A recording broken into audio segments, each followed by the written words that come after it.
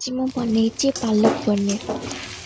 But ସରି ମୁଁ ତ ଆଗରୁ ପାଳଙ୍ଗ ସିଝିବା ଆଗରୁ ଭୁଲି ଯାଇଛି ଭିଡ଼ିଓ। ଫାର୍ଷ୍ଟ ପାଳଙ୍ଗ 2-4 ମିନିଟ୍ ପରିକା ସିଝେଇକି ତାକୁ ବାଟି ଦେଇଛି ରସୁଣ ଅଦା ଧନିଆ ପତ୍ର ଲଙ୍କା ଦେଇ ପନିର ଛୋଟ ଛୋଟ କ୍ୟୁବ୍ସ କରିକି ମୁଁ ତାକୁ ବି ଛାଣି ଦେଇଛି। ତାପରେ ଗୋଟେ କଢ଼େଇରେ ତେଲ ଟିକେ ନେଇକି ତାପରେ ସେ ଯେଉଁ ବାଟି ରଖିଥିବା ପାଳଙ୍ଗକୁ ମୁଁ ସେଇଥିରେ ପକାଇଦେଲି। ଏଇଟା ଟିକେ ସିଝିଗଲା ପରେ ସେଥିରେ ସ୍ୱାଦ ଅନୁସାରେ ଲୁଣ ଆଉ ଟିକେ ଗରମ ମସଲା ଆଉ କିଚେନ୍ କିଙ୍ଗ ମସଲା ଟିକେ ଟାଇମ୍ ପାଇଁ ତାପରେ ତାକୁ ଛାଡ଼ି ଦେଇଛି। ସେଥିରୁ ଟିକେ ତେଲ ରିଲିଜ୍ ହବାକୁ କାଢ଼ିବା।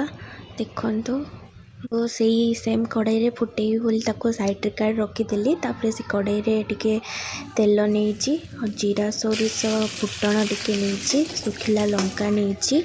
ଏଇଟା ଟିକେ ହେଲା ପରେ ପିଆଜ ଛୋଟ ଛୋଟ ରଖିଥିଲି ତାକୁ ମଧ୍ୟ କାଟିକି ପକାଇଦେଲି। ତ ଏବେ କଲର୍ ମଧ୍ୟ ଟିକେ ଚେଞ୍ଜ ହେଇଯାଇଛି। ତାପରେ ସେ ପାଳଙ୍ଗ ଯେଉଁ ଆମେ ରଖିଥିଲେ ତାକୁ ପକାଇଦେଲି। ବର୍ତ୍ତମାନ ହେଇଗଲାଣି। ଏଇଟା ଟିକେ ପାଣି ଦେଇକି ତାକୁ ସିଝେଇ ଦେଇଛି। ତାପରେ ଭାଜି ରଖିଥିବା ପନିରକୁ ପକାଇକି ରେଡ଼ି କରିଦେଲି। ଯେହେତୁ ଫାର୍ଷ୍ଟ ଟାଇମ୍ ବନେଇଥିଲି ଟେଷ୍ଟଟା ବି ଭଲ ହିଁ ଥିଲା। Thank you for watching.